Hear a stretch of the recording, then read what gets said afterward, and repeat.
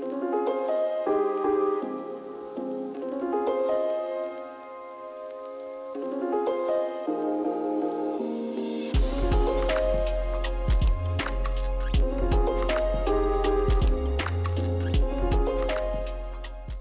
camp de Ginestou, c'était un no man's land visqueux, inhospitalier, pour cacher à la France un je ne sais quoi d'indigne qui l'habitait.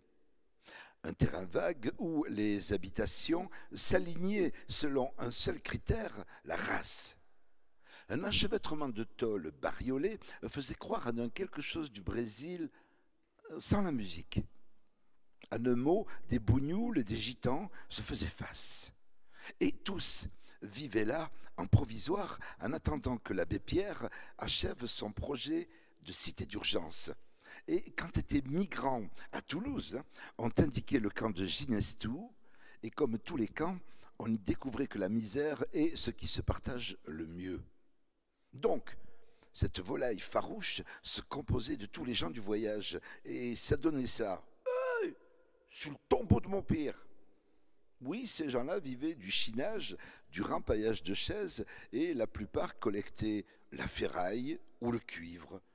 D'autres encore pratiquaient la revente de l'usager, assiettes, couverts, meubles anciens, disques et autres appareils électroménagers. Bref, des touche-à-tout.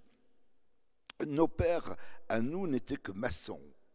Et Gino, un de ces voyageurs sédentaires, me disait l'autre jour, et oui, Ginestou avant, c'était un bidon d'huile, voulant dire un bidonville.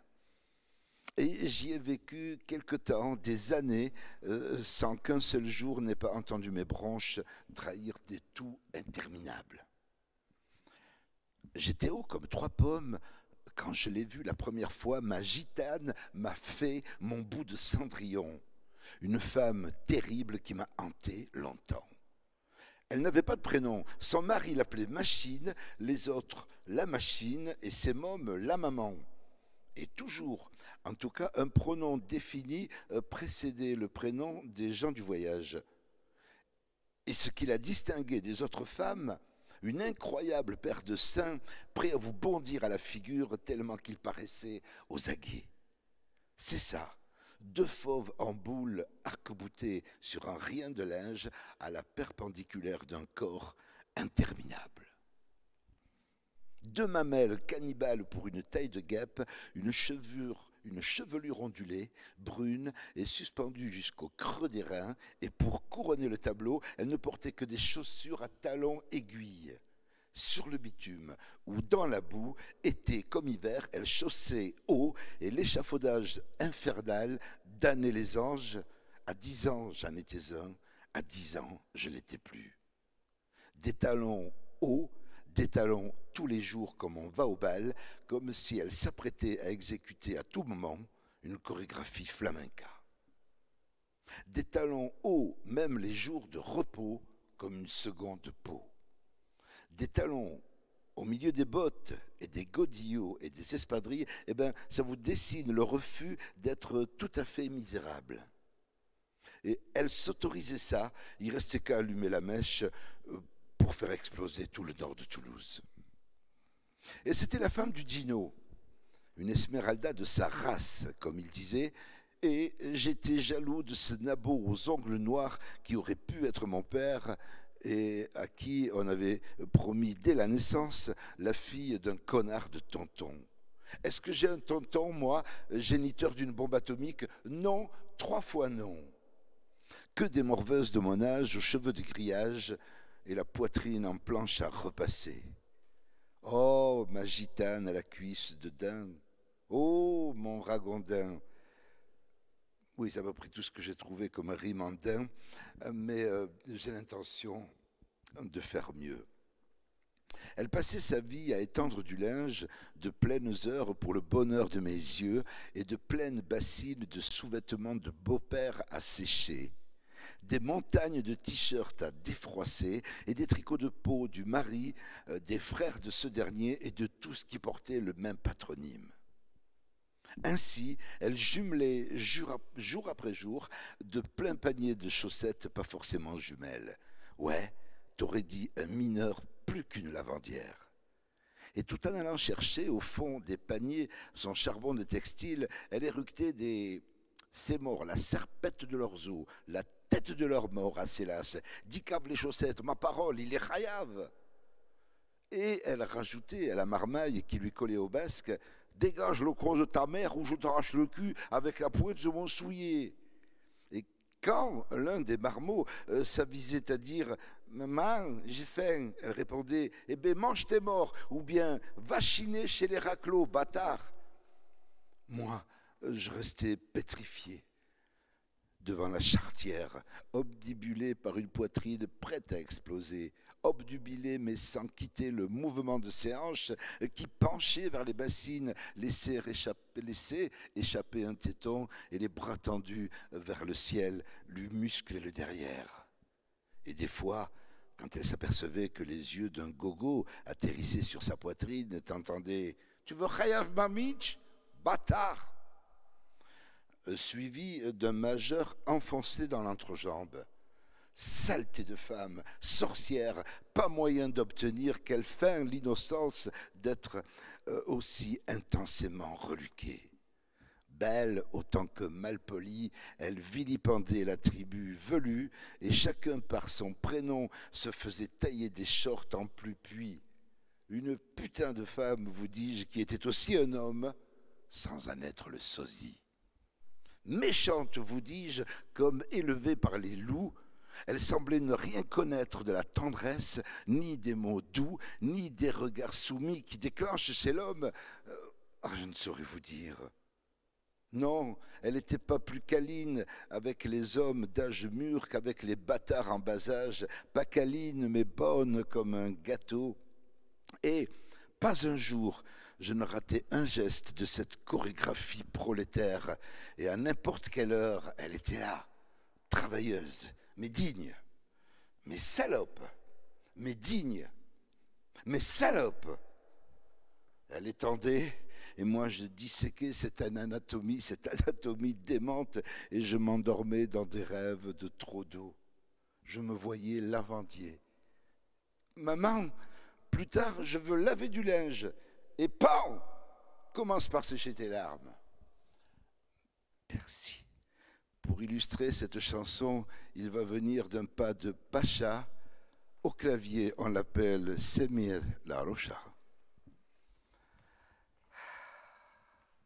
Il va détendre ses doigts comme on le fait en gymnastique.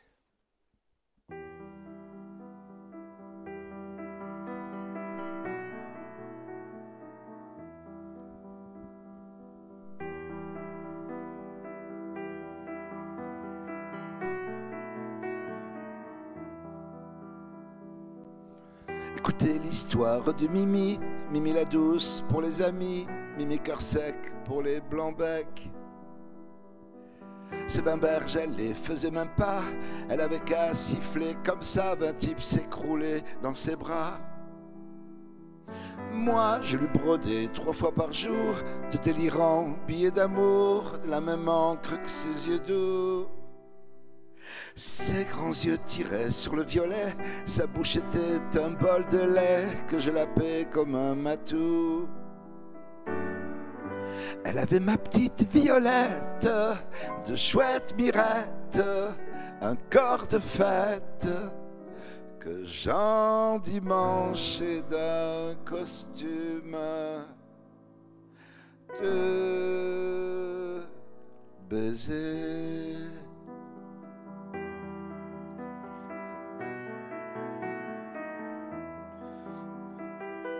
L'amour s'ébatte, me dit-elle un jour, mais on est fauché, mon amour, faudrait casser chez les rupins. Je lui dis, t'oublies que je suis chanteur, un jour j'aurai des droits d'auteur et on pètera dans le satin. Elle me dit, les poules auront des dents, soyons pas vaches, en attendant, soulageons les riches malheureux. Moi, pour un seul de ses cheveux clairs, j'aurais foutu un type en l'air si elle m'avait dit efface-le. Elle avait ma petite Violette, de chouette mirette, un corps de fête que j'endimanche et d'un costume de baiser. On a d'abord fait les perceptions, les coffres des allocations, les bijouteries pleins de promesses. C'est pénible à dire, c'est honteux. Au moment d'estourbir les vieux, je bouillais ma chemise comme une gonzesse. Je commençais à peine à me faire la main quand toute la maison Poulardin nous a mis le grappin sur le dos. Maintenant je suis tondu comme un veau, ils l'ont mise à la petite roquette et moi en centrale à Clairvaux. Mais je retrouverai ma Violette, ces chouettes mirettes, sans corps de fête, que j'endimancherai d'un costume de baiser.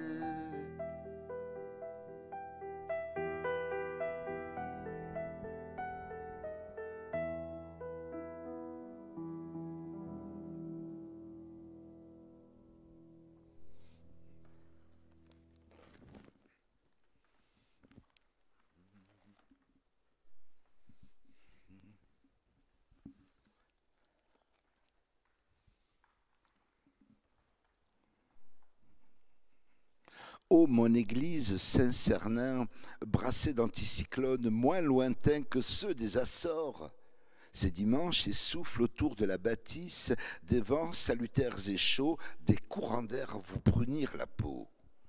À l'intérieur, c'est le blizzard de la mort, le ton est grave. À l'extérieur, des cris stridents vous brisent le tympan. Ma babelle se colore d'un arc-en-ciel, de langue anciennement soumise aux républiques à étage. À l'intérieur, une langue morte loue les louanges d'un barbu. Dehors, un tas d'accents s'enroulent autour de chaque pierre et font de ce chef-d'œuvre comme un abri du monde. Et ça raille et ça hurle, il faut vider les stocks comme on soulage sa conscience d'un méchant méfait. On est dimanche et c'est le jour où s'embrassent inélégamment la vertu et le vice. C'est le jour du commerce et dans le même temps celui de la prière. Dehors ça gueule, à l'intérieur un doux murmure parle au ciel. Dehors on interpelle le chaland, dedans on se confie à l'au-delà. Dedans des petits noms bien de chez nous, Ernest, Antoine, Jean. Dehors des blases d'Ouzbek, Goïtchek, Mostefa, Unguru. Des réfugiés pas climatiques pour un sou, parce que ça veut des sous et ça se torche des soucis de dignité. Dedans, des visages lisses et huileux, et dehors, des fatigues mastiquées à la baffe, au tison, au vent mauvais, que sais-je. Et partout, la bâtisse fait son trait d'union. Misère au fond du cœur, misère au fond des poches, il fallait bien qu'une église soit proche. C'est dimanche, jour de marché, la pizza est napolitaine et la quiche, je crois, est certifiée halal. Des monceaux de kebab ont détrôné le pain bagna. Il paraît que la saucisse est bannie. Des filles prépubères enroulées de foulards vantent des strings de chez Made in Taiwan. Ouais, on dirait mes cousines, on dirait mes voisines de la secte semoule. Oh, la baisse. Ouais, oh. Le ramadan pardonne qu'on tente le pécule en dessous de la taille. Autour de mon église, on y voit des pois chiches, du minestrone et même à qui veut la diarrhée. T'as la saveur et c'est au lit qu'un game over, j'en dirai pas plus. Dehors, la foule est pauvre comme une république qui a perdu son peuple. À l'intérieur, le curé compte ses Romains, pâles, chenus, peureux. La demeure est trop grande et la plainte est si faible. Ils toussent une messe en latin.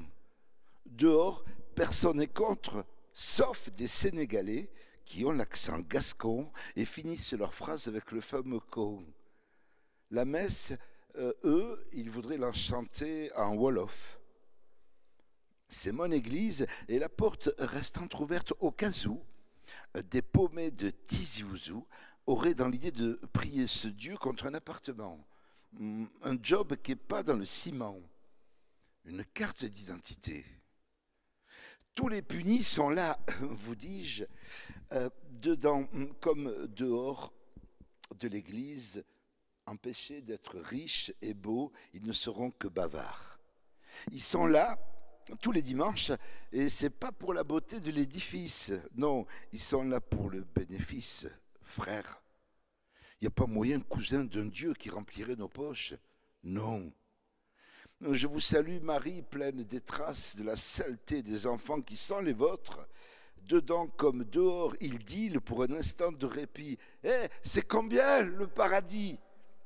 Pour les uns, c'est pardonnez-nous. Pour les autres, c'est pardonne-leur. Pour moi, pas de quartier seigneur parce que je ne crois qu'en l'homme. Et pour illustrer cette chanson, j'ai envie de vous dire que c'est lui qui joue, mais c'est moi qui embauche. Au clavier, Samir Laroche. Et une chanson que j'ai voulu appeler l'abécédaire de l'érudit, mais qui s'appellera finalement Rudéienne.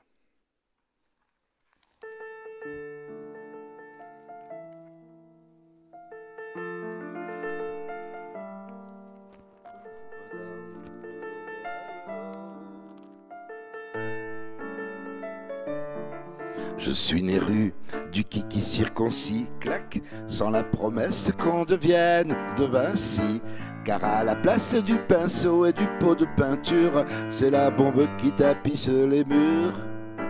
Rue de Cite a un stylo, ça part en carafe, car dans chaque syllabe t'as deux fautes d'orthographe. Rue Raphaël, rue Vendique, des peintres mais personne ne les revendique. Rue où la peine des vivants n'est pas abolie, où la diversité est morte dans son lit. Et si ta tête déclenche le plan hors sec, c'est pour des feuilles et ce qui va avec. Un petit tour rue des Vautours côté jardin, un petit tour et des hyènes la côté cour. Un petit tour mais t'éloigne pas des gradins, parce que si t'entres dans la cour, rue des Foulards qui sont comme un adieu, comme un divorce autant à la République qu'à Dieu, où seuls ont régné en maître de cérémonie les artistes de la Motown Company. La rue où si t'approches une fille, attention, utilise quelques principes de précaution. Que voici si tu veux qu'on soit gentil, passe à la maison pour le dépôt de garantie. Rue des amortis de poitrine et des ballons qui éclatent les vitrines, où le malheureux qui prend un petit pont rentre dans le vestiaire pour manger ses crampons. Un petit tour et des Vautours côté jardin, un petit tour et des hyènes la côté cour. Un petit tour mais t'éloigne pas des gradins, parce que si t'entres dans la cour, au secours à les cours, au secours à les cours, au secours à les cours, au secours à les cours, check, check.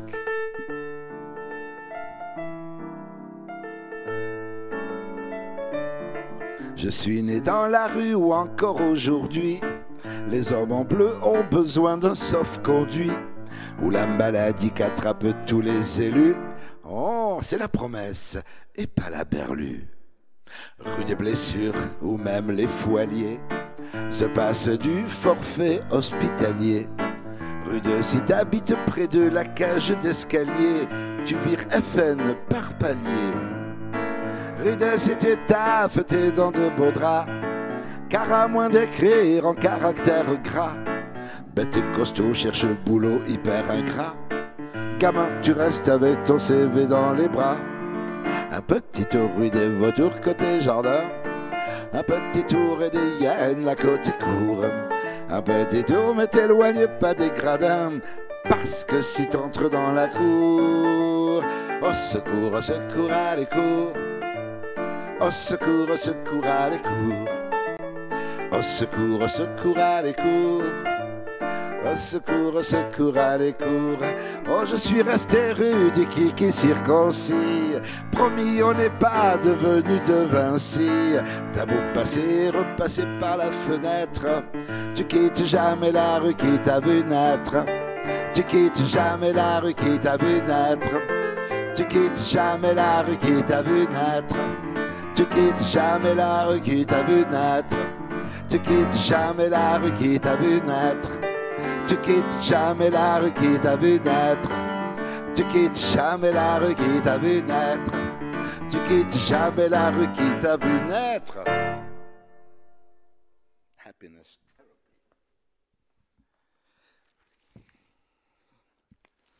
Et c'est ainsi que je...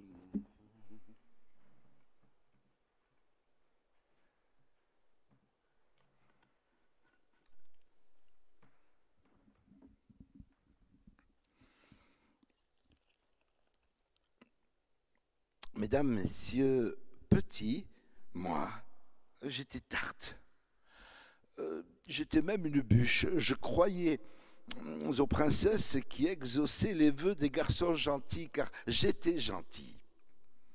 Ma fée à moi, c'était Catherine Deneuve, parce qu'elle faisait des gâteaux en y laissant la bague dedans. Une bague que j'allais avaler bientôt. Je croyais à la chèvre, je croyais aux choux et aux 3 petits cochons. Enfin bref, j'avalais toutes les sornettes. Plus mon monde était laid, et plus j'invitais les sornettes à m'engourdir le cerveau. Et je faisais killing, killing. Oui, j'aimais tout ce que j'avais pas, j'aimais tout ce que j'étais pas. J'étais brun, j'aimais les blonds. J'étais pauvre, j'aimais les riches. J'étais con, je m'aimais pas. À 4 heures, maman tartinait de margarine 2 bras de pain. Les sandwichs de mes copains français laissaient dépasser d'épaisses tranches de jambon de Bayonne accompagnées de cornichons doublés de beurre de Normandie. J'ai aimé le jambon, j'ai aimé le beurre, j'ai aimé la Normandie. Oui, j'ai même cru à nos ancêtres les Gaulois, blonds, tressés, rigolos. Au fond, je crois que je n'ai pas détesté qu'on me raccroche à des branches quelles qu'elles soient, qu'on me soude à des camarades de classe, qu'on m'invente une famille, celle du bon roi d'Agobert, d'Henri IV, Saint-Louis. Ouais, tous unis, tous égaux derrière Panoramix ou Vercingétorix, enfin je ne sais plus. En tout cas, j'appartenais à ce village hilar qui se jette des poissons à la figure et fait rôtir des sangliers assommés à coups de poing. Oui, j'étais si tarte que j'aimais Clo-Clo et Enrico Macias.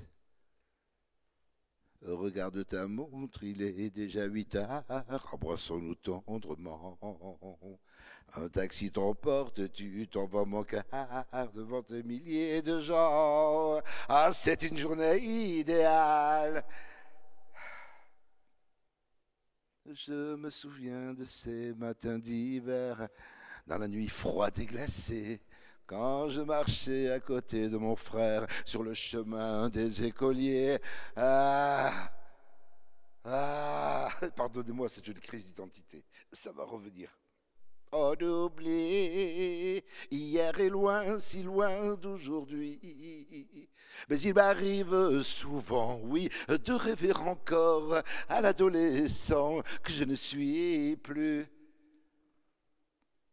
Ah, ça y est, pardon, excusez-moi. Donc je préférais les cow-boys aux Indiens, ces barbares à la peau teinte qui s'attaquaient au scalp en poussant des you-you suraigus. J'aimais le père Daniel qui nous proposait des bonbons de Lourdes à chaque fois que nous respections la règle de l'auxiliaire avoir. J'aimais sœur Annie qui surveillait le ventre de ma mère et mes moyennes trimestrielles. Et à l'une comme aux autres, elle disait « peut mieux faire ». J'aimais tous ceux qui me disaient « bravo ». Hein? Magie, oui, bravo. Ah, magie, oui, bravo. Ah!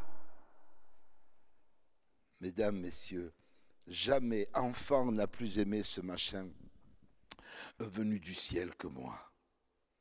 J'aimais la France, mais surtout, qu'est-ce que j'ai aimé le Père Noël. À tel point que je rêvais qu'il m'adopte, qu'il soit mon père et m'emporte vers ces royaumes où on ne fait que jouer, une cité éternelle de vertiges en toboggan. Allez, on joue jusqu'à la fin de l'année.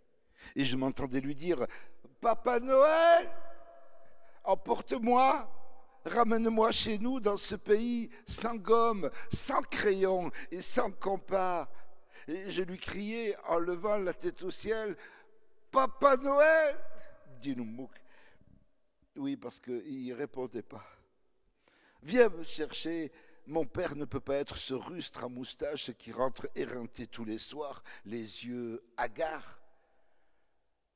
Oui, j'étais tarte à ce point, mais môme, je rêvais aussi d'une mère qui aurait l'apparence d'une bombe.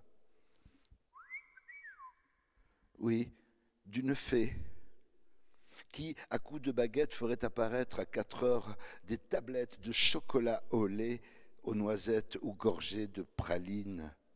Je rêvais d'une fée pâtissière qui n'aurait pas au fond du four un gigot d'agneau, mais...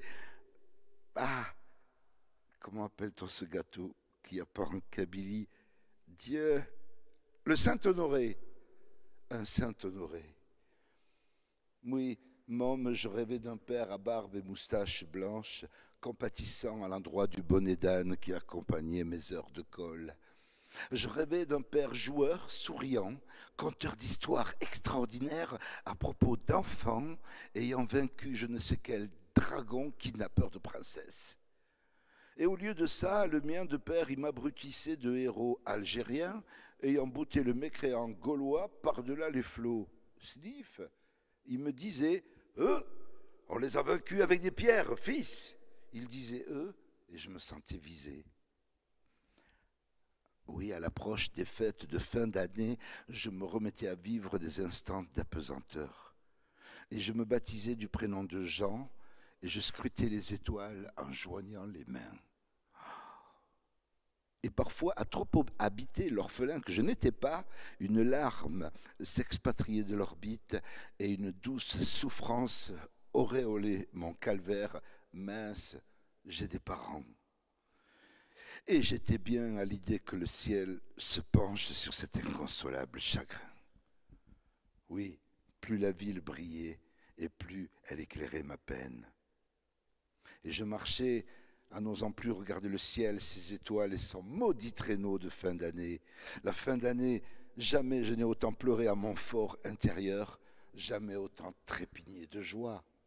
Car Dieu que j'aimais tout, la ville illuminée, étalage de porc enrobé de truffes, les fruits d'hiver, oranges, bananes et ananas qui passaient pas le seuil de ma porte. Les devantures pâtissières, les bûches et leurs fontaines de grâce sucriée. Ah, je rêvais des santons, les boules et le petit Jésus. Surtout le petit Jésus, tellement sympa quand il parle à Fernandel avec l'accent de Paris. Ouais, j'aimais tous ces gens.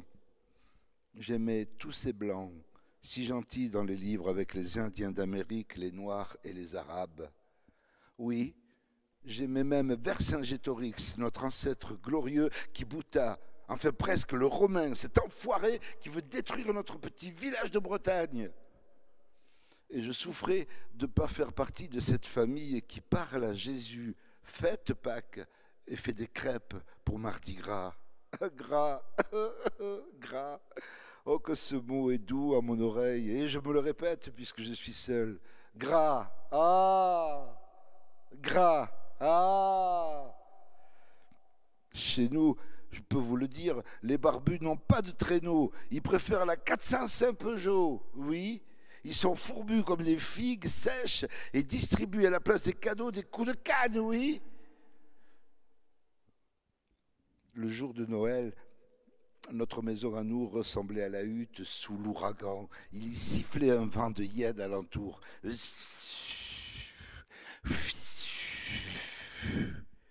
Notre piole donnait des airs de cachot à la Louis XI, un genre bien étroit, juste le supportable, un habité comme décrit par Zola, un gourbi de Gervaise. Et c'était du Victor Hugo pur sucre que lui-même, il s'en serait mordu les doigts de ne pas avoir décrit plus miséreux dans Les Misérables, avec aussi en prime Jean Valjean que j'aurais appelé moi Mohamed. Et pour Cosette, ce serait, attends, Yamina. Non, tous ces jouets, tous ces cadeaux, c'est pas pour nous. Nous, à Noël, c'est la merguez et le couscous. Oui, non, je ne prononce pas le S. Quand je déteste un mot, j'enlève sa dernière lettre. Et je finissais souvent accroupi devant ceux de ma famille, tous ces prénoms qui finissent en id. Tu as Yazid, tu as Farid, tu as Hamid, tu as Saïd, tu as Rachid. J'avais pas envie de rajouter Majid. Je gardais la tête enfoncée à l'intérieur de mes cuisses et par-dessus pour la recouvrir et ne plus entendre la voix qui me disait « Le Madj, ah !» La voix de ma mère qui, dans ces rares moments, mesurait ma peine à sa juste valeur et ça lui fendait le cœur, à ma maman, de comprendre un peu de ce chagrin de fin d'année. Oui, ça l'a déchiré à ma mère de voir briller chez nos voisins des sapins de Noël, des sapins truffés de boules multicolores et des guirlandes comme autant de ruisseaux verticaux. Et en chemin, elle baissait les yeux, outrée d'autant de dépenses chez des gens qui n'avaient pas le sou. Mais comment font-ils pour oublier leur misère avec 3 boules et un tronc d'arbre, ces connards? Oui, elle maudissait ces fins d'année qui voyaient les taudis voisins transformés en cavernes des 1001 nuits. Et ça l'a révulsé de voir scintiller soudain pour 3 semaines le bonheur au rabais. Oui, avec 3 fois rien. Moi, un bon chrétien, j'attendais qu'on se lie au fil du temps, ma famille et moi, à la noble société blanche et joyeuse, qu'on la rejoigne main jointe. Et s'il le faut pour moi, crucifix porté. Mais, oh j'en fais un dernier. Mais, je subodorais chez mon père une admonestation velue. Ouais. Sale traître, tu veux rejoindre l'ennemi, tu veux vendre notre Dieu et notre terre et notre langue au premier bonimenteur. Tout, me cracher dessus. Et tout ça pour une voiturette et un pistolet à eau, en fin d'ânesse, hors de ma vue. Et pendant toutes ces années d'enfance, je rêvais de lui dire à Papounet, bon, je l'appelais pas Papounet, on est d'accord. Mais papa, mais moi, j'ai pas d'ennemis, hein. J'ai perdu ni terre, ni langue, ni ancêtre. Et des ancêtres, j'en ai plein mes livres d'histoire. Et je galère assez d'avoir à apprendre en plus du français, l'anglais, l'espagnol. De quoi tu me parles? Penchée sur ma petite morve, ma mère, après m'avoir essuyé le nez, me dit ce jour-là, mais tu crois au Père Noël? Mais t'es pas français, mon chéri. Nous, on est des Arabes. Et chaque fois qu'elle m'a dit on est des Arabes, qu'est-ce que tu dis, maman? On est des Arabes, mon fils, on n'a pas Noël, mais le paradis est grand ouvert et ça vaut tous les cadeaux du monde. Tu veux pas y aller au paradis? Et je n'ai de toute ma vie jamais osé lui répondre « Mais bien sûr que non, je ne veux pas y aller au paradis, je veux vivre !» Des cadeaux quand on est vieux tout fripé, qu'est-ce que ça peut bien être? Des livres, des lunettes, des tickets modérateurs, une carte vitale, c'est ça? Pas français, tu me fais rire. Bon, d'accord, pas français, mais au moins chrétien, ben... Qu'on se le rentre ce maudit sapin et qu'on le décore de brebis toutes blanches et d'un berger... Trouve un compromis. Allez, maman, négocie-moi un truc. Dans mon silence étourdissant, j'ai eu ce jour-là l'impression, je dis bien l'impression, d'avoir été entendu par ma mère. Tu veux devenir chrétien? Tu veux rejoindre l'ennemi? Tu veux vendre notre Dieu, notre terre et notre langue au premier bonimenteur? Et elle m'a craché à la figure. Et tout ça pour une voiturette ou un pistolet à eau? Et elle déclenche son argument fétiche. Non mais t'as vu tes notes du trimestre? Est-ce que t'as vu tes notes? Et en plus ça veut devenir chrétien? Tu veux ton petit cadeau? Tiens! Elle m'a tendu un majeur explicite et m'a caressé l'oreille d'un subtil « Dinomouk ». Tout cela comme si elle ne parlait plus à son fils, mais à un quelconque étranger. Et ce fut comme une première insulte d'adulte à adulte, comme si je n'étais plus son fils, mais un ennemi de plus qui cherchait à lui arracher les derniers oripeaux de son humble personne. Ce moment-là, j'eus presque l'impression, presque l'agréable frisson de l'orphelin. Yes, plus de mère. Oui, je respirais presque ce bonheur d'enfin n'appartenir à aucune langue, aucun ciel, à rien qui me rattache à une famille. Je jouissais d'être neuf. Tiens, plus m'appeler Madji, je vais m'appeler Guillaume. Guillaume, ouais. Guillaume de la Tour de Carole. Ça le fait. Adieu les salabes et bonjour les bonjours. Bonjour. Bijor. Bon non, bonjour. Bijor. Non. Bonjour. Moi c'est Guillaume. Je me disais, enfin, on va m'aimer pour ce que je suis et non plus pour ce qu'il y paraît. Ça va Guillaume? Ouais, ça va, merci. Non, pas Hamdoullah. Je décrochais de la terre sans être pour autant dans les limbes et je flottais dans l'agréabilité d'incarner ma nouvelle identité. Autrement dit, la liberté faite homme. Je venais de rompre le fil, enfin. C'est ce que j'ai cru. Jusqu'à ce que ma mère me surprenne en ayant, vous m'entendez bien, en ayant le jour de Noël posé un minuscule olivier orné de boules, de coton et de dattes au-dessus de la télé. Rattrapé par l'amour maternel, j'ai atterri rudement, acceptant ma réintégration dans la famille, et je me suis dit, merde, j'ai une famille. Et pour sceller le tout, le lendemain, des cadeaux éparpillés ça et là m'ont définitivement soudé au mien, à ceci près qu'à l'intérieur, chaque paquet contenait qui un compas, qui une gomme, qui des stylos billes. Et pour finir, dans un coin, il y avait un gros paquet. C'était le petit Robert. Non!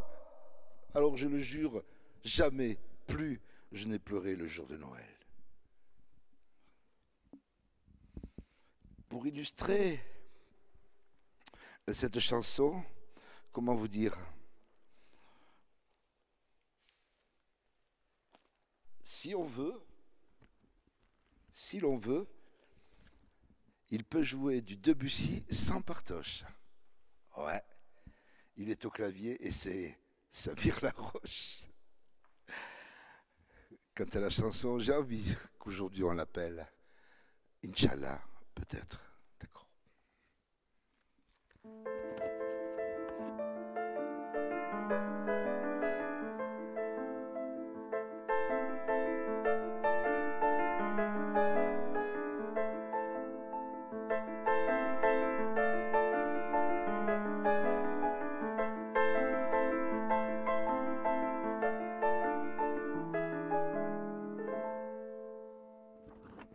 Maman avait, et c'était bien pratique, une réponse toute faite.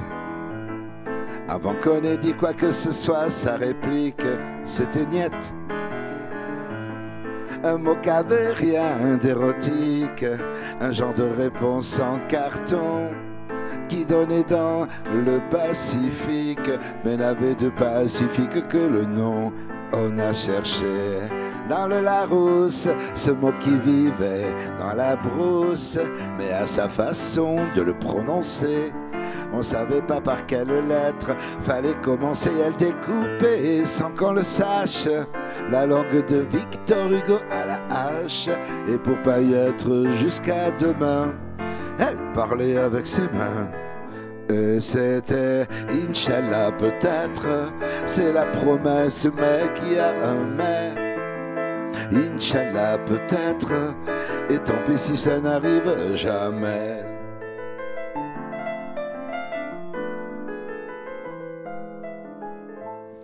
Maman avait une formule magique, une réponse à toutes nos questions.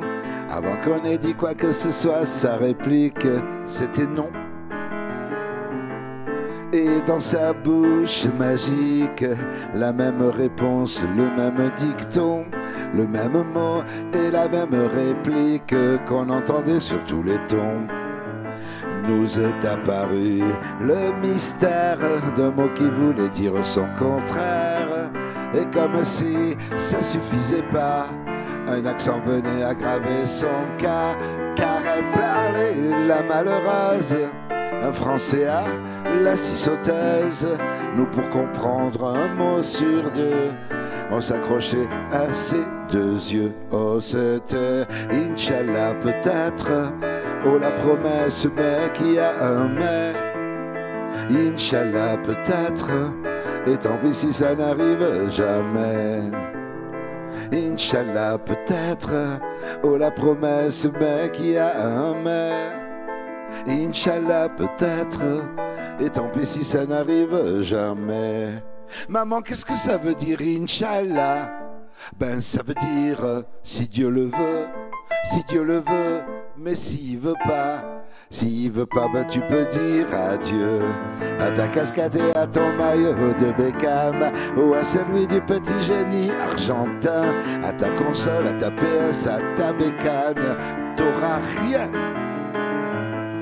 Et dans la bouche de ma mère, ce mot terrible qui nous promettait là, l'une à condition de se taire. Oh, c'était Inch'Allah peut-être, c'est la promesse, mais qui a un mais. Inch'Allah peut-être, et tant pis si ça n'arrive jamais. Inch'Allah peut-être, c'est la promesse, mais qui a un mais. Inch'Allah peut-être, et tant pis si ça n'arrive jamais. Inch'Allah peut-être, oh la promesse, mais qui a un mais. Inch'Allah peut-être, et tant pis si ça n'arrive jamais. Et tant pis si ça n'arrive jamais. Et tant pis si ça n'arrive jamais. Et tant pis si ça n'arrive jamais.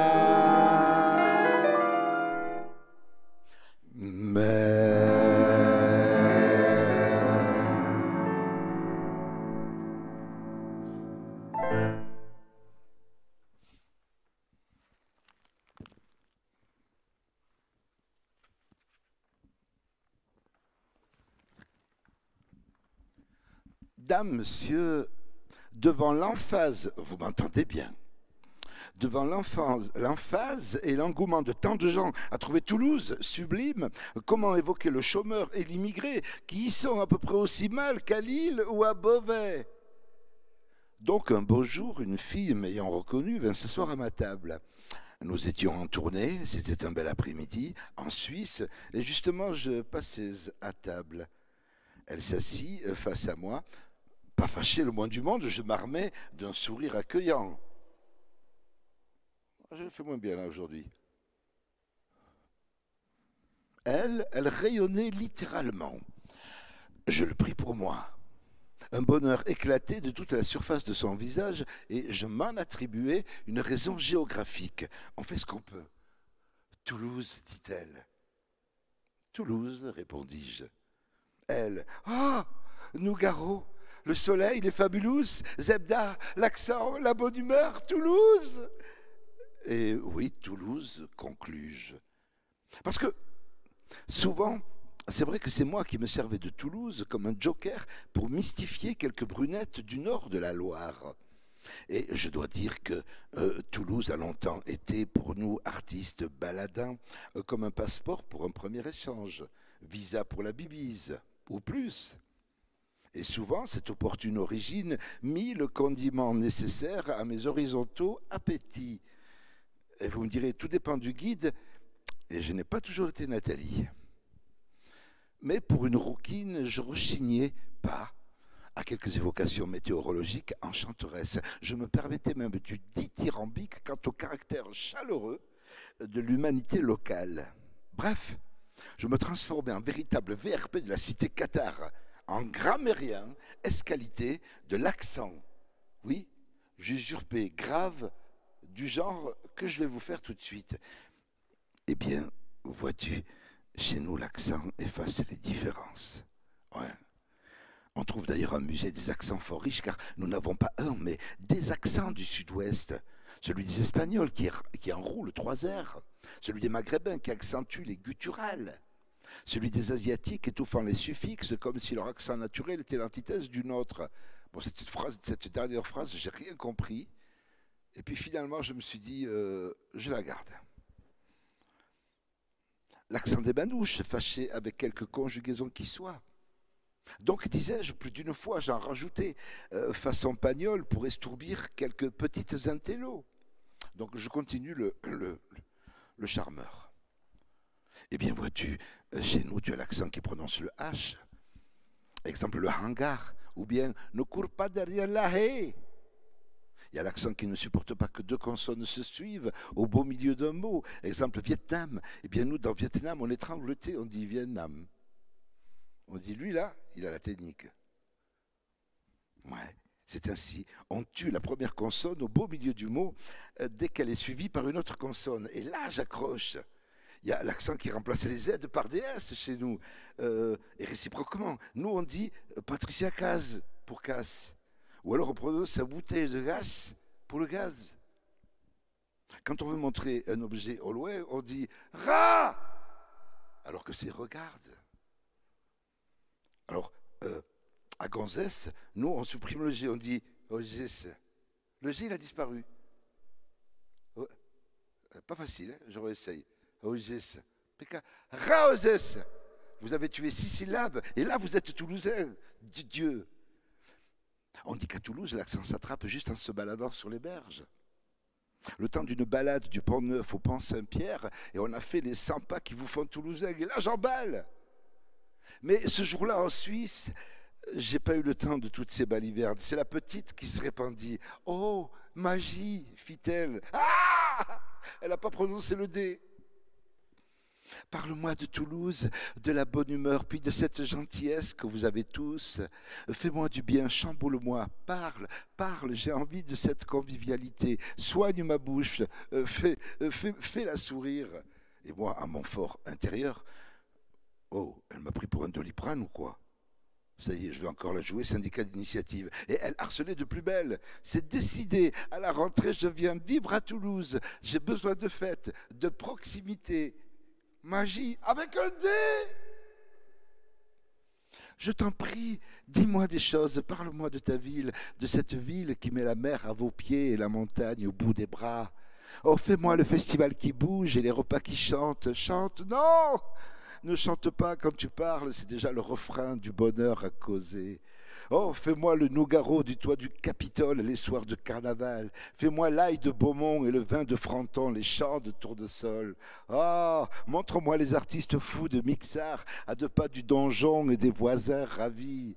L'avenue des Minimes, on dit qu'on y résiste et que la rue y chasse la vermine brunâtre. On dit que les maires, qu'il y a des maires dans chaque quartier. On dit que le mirail n'est plus à l'abandon et que les plus fortunés y font villégiature et que l'aéroport embauche des immigrés. On dit que les théâtres font des portes ouvertes et accueillent les troupes et les arts de la rue. On dit que les bouchers de la place Arnaud-Bernard lisent même Camus, car il n'y a plus d'étrangers. On n'y voit que des frères, n'est-ce pas? Et moi, de lui répondre, oui, c'est vrai. Moralité, même loin de chez soi, on n'est même pas prophète. Merci.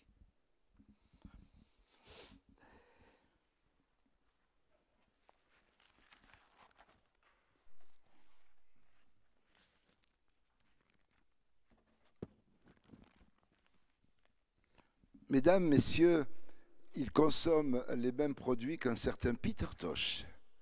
Au clavier, c'est Samir Laroche. Et la chanson, c'est Ouala la Radim, qui veut dire « je te le jure ».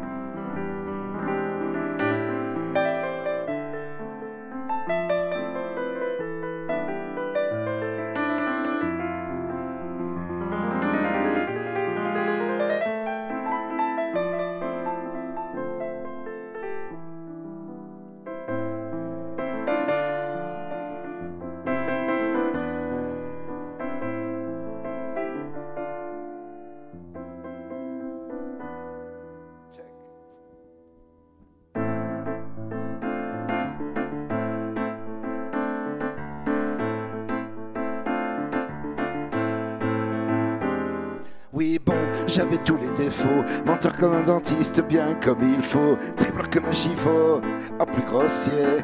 Très tôt je voulais pas bosser, comme Pinocchio, mais ça l'a fait. J'ai méchamment menti et ça l'a fait. J'ai menti comme un tous, sans qu'un long tarin me pousse. J'en ai fait des coups en douce. Tu me crois, tu vaux pas un centime. Je le jure, voilà la radib. Je le jure, voilà la radib. Go.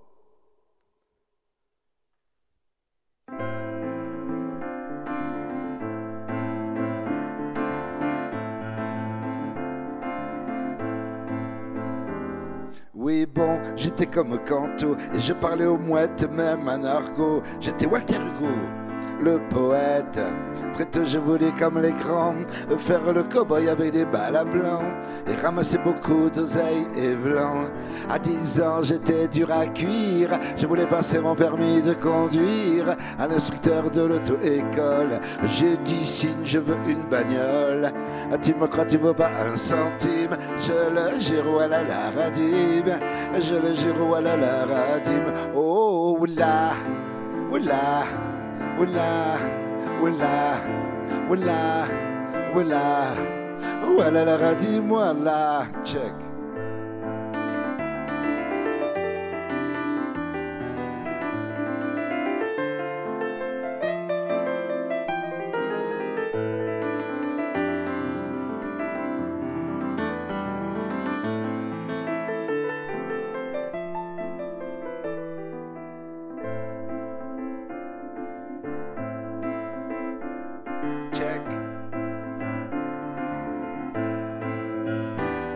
Ensuite ma mère à coups d'insultes me disait ne fais pas l'inculte et dis bonjour quand tu croises un adulte. Et moi têtu comme deux chameaux qui se disputent pour un verre d'eau. Il a fallu que je fasse le beau. Et va savoir pourquoi sur le préau c'est l'adulte qui ôte son chapeau. À 10 ans j'étais farouche, il aurait fallu me coudre la bouche. Je garofe, c'est pour la rime. Je le jure, voilà la radib. Je le jure, voilà la radib. Oh, oula, oula, oula, oula, oula, oula, voilà la radib, voilà.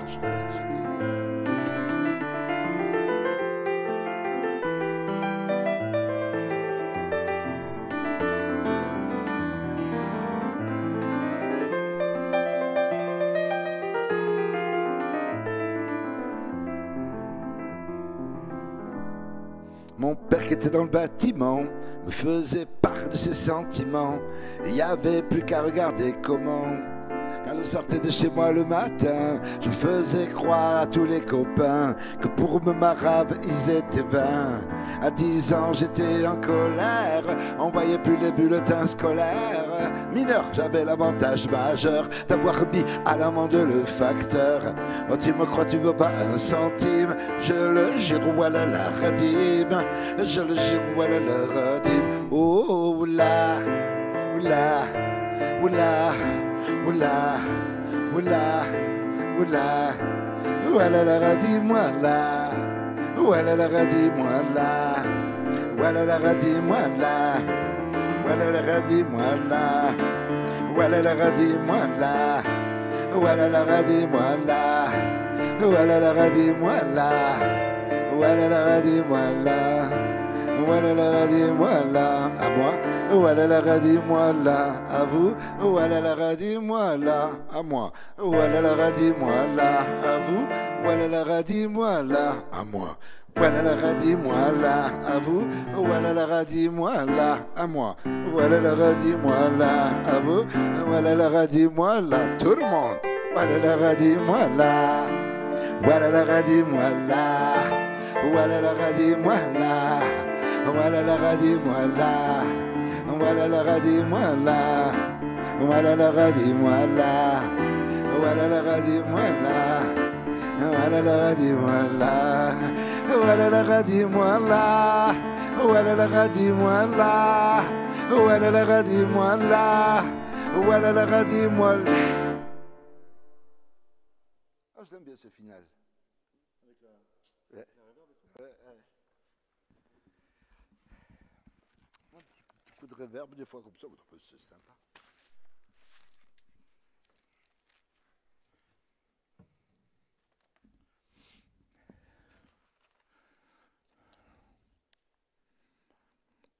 Alors peut-être un dernier petit texte pour conclure cette lecture qui s'intitule Longue haleine, bien sûr. Un dernier petit texte que je vais trouver là, que tout à coup j'ai envie de vous faire. J'ai envie de vous faire. Oh, je veux le trouver. Le voici. C'était qu'on ne pas fait ça, là. Ah, Choutidi. C'est mon père que j'imite, bien sûr. Ma mère, pardon. Si tu ne comprends pas, fais semblant. Donc, je vous le redis en français, si tu ne comprends pas, fais semblant. Tête de nœud. Me chuchotait ma mère devant le portail de l'école. Hein? Et j'apprenais la vie à deux masques. Oui, je commençais à mentir sans la notion du mensonge et ça marchait si bien que j'ai franchi le seuil du domicile de chacun de mes instits. D'abord timidement, puis très vite, je suis devenu un demi-frère exotique chez les uns, un fils adoptif chez les autres. Oui, j'entrais dans la tribu de chez Clovis, tel un canasson dans la ville de Troyes. Superbe. Toujours toléré, parfois carrément adopté, je les écoutais me parler de la France éternelle qui allait de Pagnol à Daudet, d'une France qui traversait tous les océans, et tous ces gens me disaient « nous » à propos d'éclatantes victoires sur le barbare et l'obscurantiste. À les écouter, du désert de Gobi au Sahara, de Bâton Rouge à Pondichéry, les Français, dont j'étais désormais, éclairaient le monde avec tendresse et bonhomie. J'ai feint l'approbation. Et puis, subrepticement, sans m'en rendre compte, cet effort s'avéra inutile. C'était trop beau d'être fort, et c'est de mon plein gré que j'ai cru à la fois à Gavroche et, comme je vous l'ai dit tout à l'heure, au Père Noël. Bon, juste une fois, le mari d'une de mes institutrices m'interpella. « Comment tu t'appelles déjà ?»« Majid.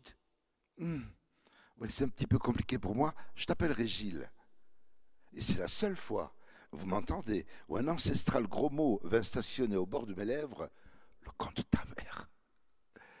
Merci à tous. Enfin, on ne se quittera pas, pardon. On ne se quittera pas sans que je vous ai dit qu'au second tour des présidentielles, il aurait aimé voter à gauche. Au clavier, Samir Laroche. Alors évidemment, tu imagines pas 200, mais 4000 personnes. Tu vois, là, on est au summum. Et donc une petite chanson qui s'intitule Le pont du Carrousel. Voilà, c'est bien ça.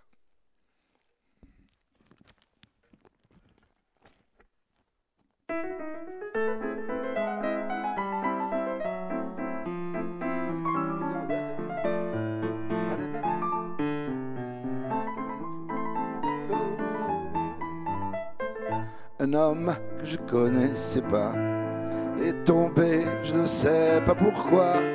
C'était un coup d'épaule de trop. Excuse-moi, Samir.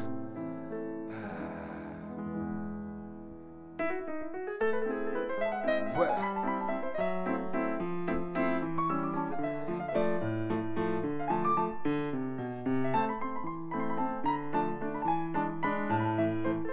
Un homme que je connaissais pas est tombé, je ne sais pas pourquoi. C'était un coup d'épaule de trop. Il est tombé dans l'eau du pont du Carrousel, qui était réservé au Marcel. Ce jour-là, ils étaient des milliers qui défilaient pour Jeanne à pied. Tous ces ponts, il faut s'en méfier. Moi, je n'ai confiance qu'à moitié. Qu'ils soient en bois ou même en ciment, on les passe pas forcément. À cause d'un coup d'épée dans l'eau, c'était là. Coup d'épaule et l'homme est tombé, mais le salaud, c'était pas le Zéphyr ni la lune. C'était, je crois, un croc joufflu. Celui qui a donné le coup d'épaule n'a même pas goûté à l'atoll. C'était pas le coup d'épée dans l'eau, C'était un coup d'épaule de trop. Mais les ponts, c'est pas fait pour les chiens. Ils sont faits pour qu'il nous arrive rien. Ceux qui les ont bâtis savent bien qu'ils sont faits pour qu'on dise à demain. D'ailleurs, si c'est des ponts, c'est pas des tombes, alors pourquoi faut-il qu'on y tombe? On les construit pour aller plus loin, ou plus vite et la main dans la main. À cause d'un coup d'épée dans l'eau, c'était le coup d'épaule et l'homme est tombé. Mais le salaud, c'était pas le Zéphyr ni la lune, c'était, je crois, un gros conjoflu. Vas-y, Samir.